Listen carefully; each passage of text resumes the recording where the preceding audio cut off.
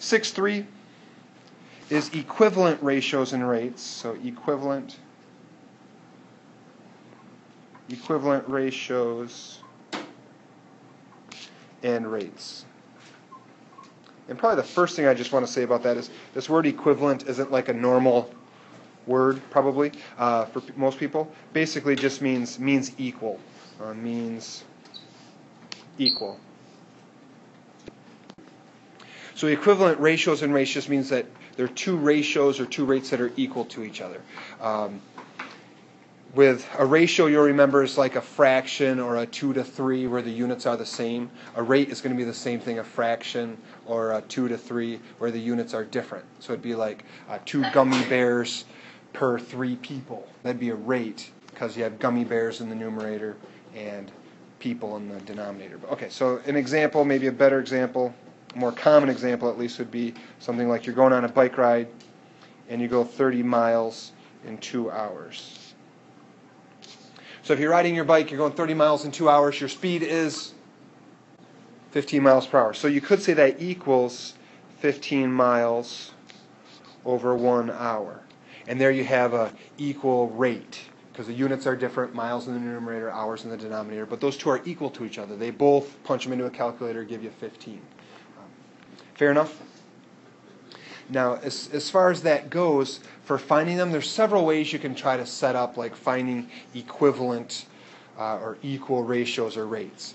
But if you look at that, if I want to go from 30 to 15, what could I do to 30 to get to 15? I could subtract 15, or I could divide by 2. So you could kind of look at it as though to get from this one to the other, to go from, wanted to switch colors. If I wanted to go from this one to this one, you could say that I'm dividing by 2. Well, we do that same thing in the denominator, right?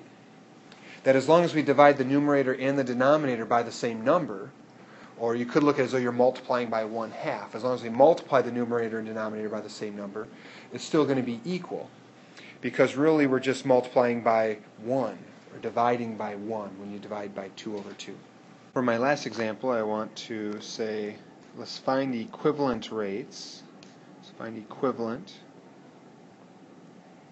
In other words, equal ratios, but it's not a ratio, it's a rate in this case. Although you do the same thing if it was a ratio. To 7 minutes per 1 mile. It's kind of looking, if you're going out for a fast run, it's a rate because you have minutes over miles. But if it was just 7 over 1 as a ratio, you do the exact same thing. So from there, you really could pick any multiplier, at least at this part of the game, that what I want to do is I'm going to say I'm going to multiply this by 6 and multiply this by 6, which now is going to give me 7 times 6 is 42 minutes, and 6 times 1 gives me 6 miles. So if you could go out and do 7-minute miles, you should be able to do 6 miles in 42 minutes, or it'd take you 42 minutes to do 6 miles. And just kind of want to mention, well, why does that work? And the reason is, what we did is we multiplied here by this fraction, the 6 over 6. And if you do 6 over 6, that's really just 1. So we took our initial rate of 7 over 1, and we multiplied that by 1, which then doesn't change its value any. The numbers are different, but it still has the same value as what it did before.